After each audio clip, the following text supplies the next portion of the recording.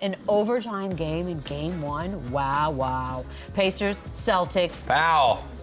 Yeah, we're going to do that. All right. This one was crazy. 133-128 final. Tatum, 36 and 12. Jaylen Brown had 26 points. Tyrese threw in his 25 points, 10 assists. But here we go. 3 points up. 2 turnovers in the last 27 seconds for Indiana. And I don't know anyone out there who could possibly say they did not blow this one, Chandler. They blew it. They blew it in multiple different ways. First of all, with 10 seconds left, you got to call a timeout. You have a timeout. Advance the ball and make sure you get the ball in. That is the number one priority. You cannot afford something like this where you have at least tell whoever was in, I think it was Nimhard, count in your head to 4 and use your timeout. There's no harm, no foul done there.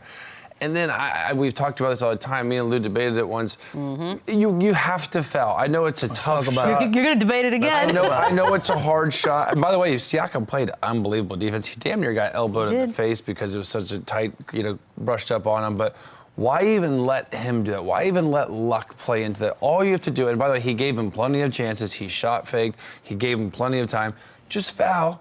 Make him make 2 free throws, and then all you have to do is get the ball in, which they struggle with, but they still had a timeout, and make your free throws. So it happens too many times where there's bad beats, and it doesn't make sense to me that why teams keep allowing this. If they foul there, or if they call a timeout, we're sitting here today praising Indiana that they did it. They shocked the world. They're up 1-0. Now instead we're talking about their turnovers and their late game execution. It's tough because I genuinely feel bad for them. I do too. Because they had this game. That building was quiet. You had them. But Lou disagrees. This is Always. you don't think. Even last night last night they should have just made sure nobody gets a 3. Last night, put 5 guys around. Put 5 guys around. If you don't want to foul, at least don't let them shoot a 3. Yeah, the 3 that killed me. last night, if there's any time, a scenario where I would agree that you foul, that was it. 8.5 seconds. Boston doesn't have a timeout. So you foul right now, they're going to shoot free throws. You're going to go to full length of the court. However, I've never been a fan of the fouling because, again, if that scenario where you foul a guy, you're putting pressure on yourself to make free throws. You're putting pressure on yourself to get the ball in. You're putting pressure on yourselves to make the plays. Did Indiana do any of those things last night? Absolutely not. So why donate 2 points to a team? They still have to make the free throws too. They're not free, so they still have to have the pressure free throws too. No, for sure. So that's my whole thing. Why put pressure on yourself when you're the team with the 3-point lead? Now I'm putting pressure on myself to get the ball in, which they failed to do, to manage the clock in the game, which they failed to do.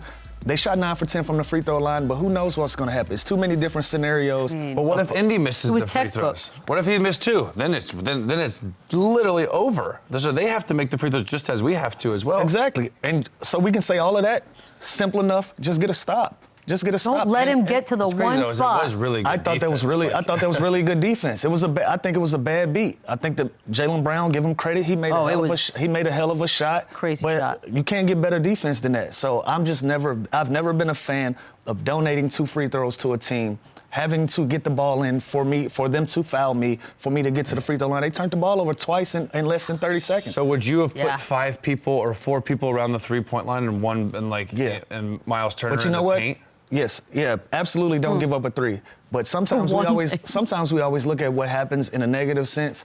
Give Joe Mazzulla a lot of credit. He drew up a hell of a play, and they made a hell of a shot. You got yourselves in the overtime. We knew that Boston was going to win win the game at that time. By the way, they had 4 shots. I think the Celtics, before Jaylen Brown made that, had 4 opportunities. Yeah, Indiana did everything they could to lose this game. So whether you fouled there or not, who cares? They did everything they could to lose the game. That was it'll be interesting to see mentally and spiritually what a loss like that does. Also, what a shot from Jaylen Brown. It's ridiculous. Yeah, that's what I'm saying. Give him. I mean, you got to give these crumbling. guys credit. Yeah, it's an insane shot. He thought he was fouled on the shot. I mean, no, because Pascal was like, I'm putting my hands behind my back. He had a split second, I think, to foul if he wanted, because Jaylen Brown gathered, and it took him a split second to really get that shot off. He had a chance, but again, it's do you follow or not? To me, when you do that, it's too many scenarios. It's too many what-ifs.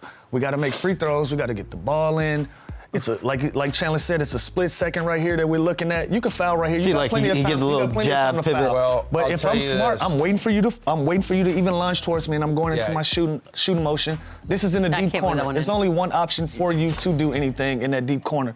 Is to shoot the basketball. So if I'm Siakam, I'm not even taking a chance on fouling him in the act of shooting. And I'll say this, when you're giving a foul as a defender, you're doing it when they put the ball on the floor. Right, He didn't not- take a dribble. So this was a quick bang, bang spot. He did, looking back at it again, it's like looking at a play after a referee blew the call, like seeing it again. Now I'm sure he would have been like, damn, when he shot fakes, why didn't I just foul him?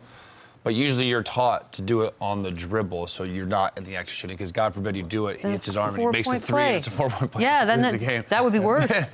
then it's a real issue. But I just think take luck out of it, do your job, make free throws, and the game is over. That's all. Last night when I saw this play, I said, shit, I'm gonna have to argue with Chandler in the morning. I know. As soon as it happened, I was like, here we go. I automatically knew that It's going to happen Chandler and I again. was gonna It's go gonna back happen and again. forth. They're not. Yeah, but that scenario could not have been made more perfectly for this argument. It's an important game. Everything happened the way it needed to happen for this argument. Like I said, if there's a scenario that you can make a case to foul, that would have been it, because they'd have had to go the full length of the court without a timeout. But again, they did a great job. They threw that ball in that deep corner. You don't want to put yourself in a position where you're going to foul him in an act of shooting. And like I said, you got to make free throws as well. They didn't do a great job of taking care of the basketball. No. So that's also a problem with them getting the basketball in. Now you're looking at a scenario where you turn the ball over. Now, let's say they turn it over, Jason Tatum gets the ball. Now he gets an opportunity at 2 more free throws to take the lead, opposed to a tie where you still have an opportunity to win the game in overtime. Too many scenarios you leave open when you donate points. I'm not with 22 it. turnovers for Indiana. And you had it.